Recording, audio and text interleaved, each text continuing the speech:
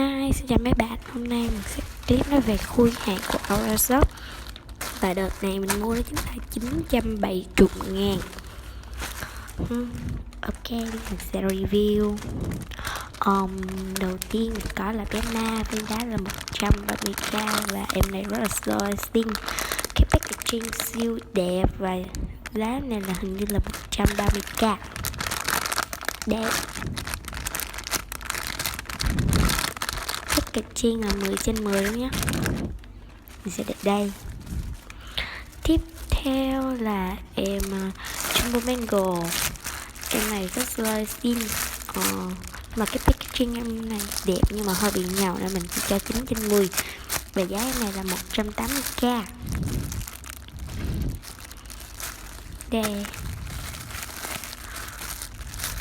Cái packaging rất là dễ thương nhưng mà bị nhàu rồi.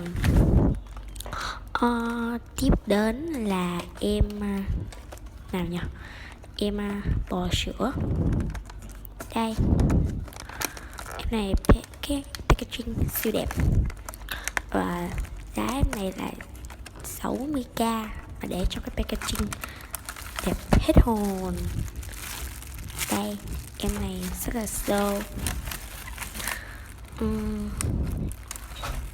Nhưng mà có điều là cái packaging này không có dán, là mở ra mà vô ấy.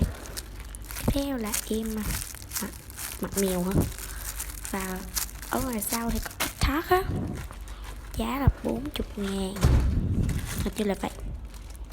Và tiếp theo là em cá phôi phình.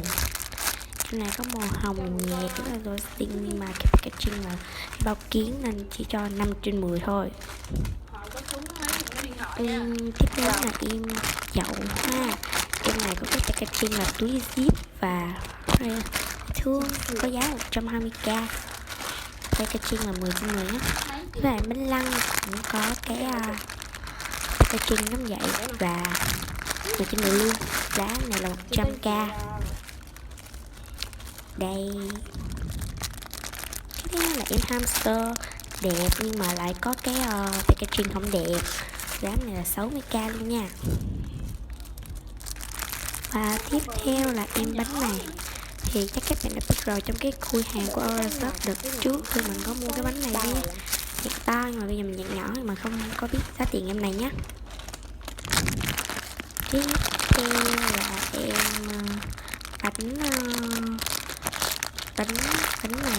120k và cái packaging rất là dễ thương ấy. Và em cuối cùng là emoji thôi, có cái nón bảo hiểm đây, rất là dễ thương. Và cảm ơn các bạn đã xem video clip, nhớ like, subscribe kênh này, bye bye.